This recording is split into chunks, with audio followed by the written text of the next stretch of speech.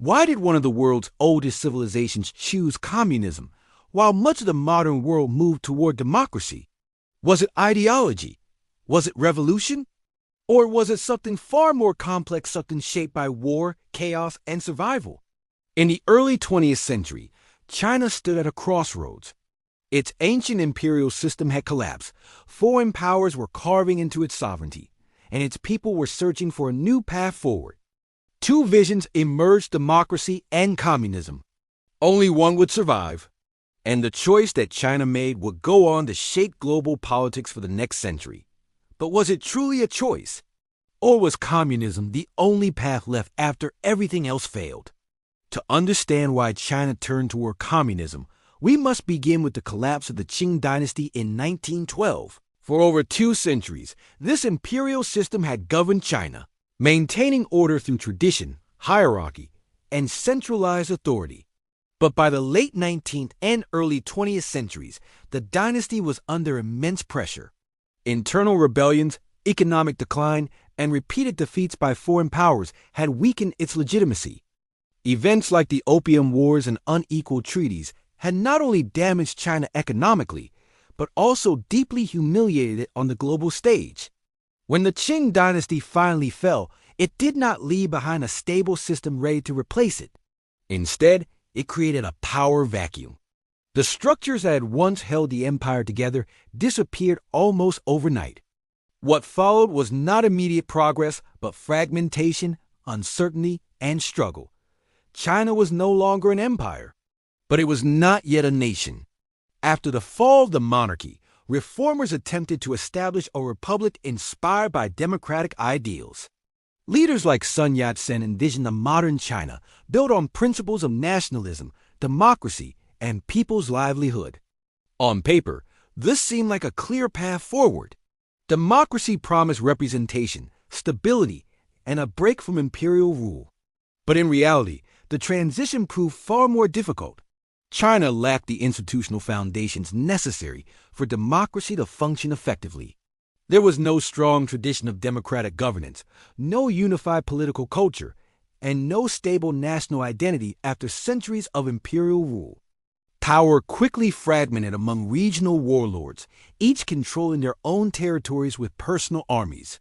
Instead of unity, the country descended into division. Elections and political systems existed, but they were weak, inconsistent, and often overshadowed by military power. For many ordinary citizens, democracy did not bring stability. It brought chaos. The period that followed became known as the warlord era, a time when China was effectively divided into competing regions controlled by military leaders. Each warlord governed their territory independently, often prioritizing personal power over national unity. Conflict between these factions was frequent, and the central government struggled to assert control. For the population, this was a time of instability and hardship. Law and order were inconsistent, economic development stalled, and violence became a regular part of life. The idea of democracy, which had once seemed promising, began to lose credibility. It appeared weak, ineffective, and unable to bring the unity and strength that China desperately needed. This growing disillusionment created space for alternative ideologies, ones that promised not just political change, but complete transformation. Amid this chaos, a new ideology began to take root: communism.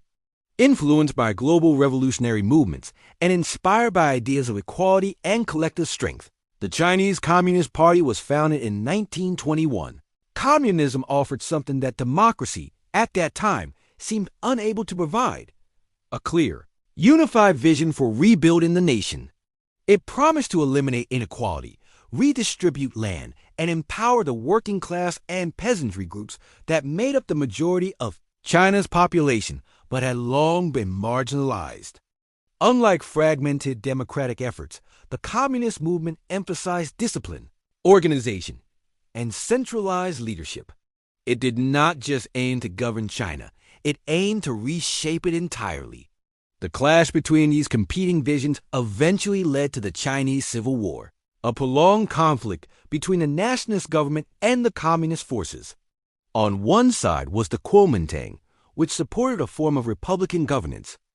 On the other was the Communist Party, led by Mao Zedong, advocating revolutionary change. This was not just a military conflict, it was a struggle over the future identity of China. The Communists gained support by appealing to rural populations, implementing land reforms, and presenting themselves as champions of the common people. Their strategy, organization, and ability to adapt to conditions allowed them to gradually strengthen their position. Over time, the balance shifted. The situation became even more complex with the outbreak of the Second Sino-Japanese War in 1937. The invasion by Japan brought immense destruction and suffering, forcing Chinese factions to temporarily unite against a common enemy. However, this period also allowed the Communist Party to expand its influence, particularly in rural areas where it organized resistance and built strong local support. By the end of World War II, the political landscape had shifted dramatically. When the Civil War resumed, the Communists were no longer a small revolutionary group, they were a powerful organized force with widespread backing. In 1949, after years of conflict, the Communist Party emerged victorious. Mao Zedong declared the founding of the People's Republic of China. This marked the end of the long struggle and the beginning of a new political system. Communism was not chosen in a single moment or through a simple decision. It was the result of decades of instability, failed experiments, war, and social transformation. For many, it represented order after chaos, unity after fragmentation, and strength after weakness. The question remains, did China choose communism over democracy? Or did history, circumstance, and survival leave it with no real alternative? Democracy, in its early form, struggled to take root in a fragmented and unstable environment. Communism, by contrast, offered structure, discipline, and a vision that resonated with a population seeking change. The outcome was not inevitable, but it was shaped by the realities of the time. And the decision that emerged from that era continues to influence not only China, but the entire world.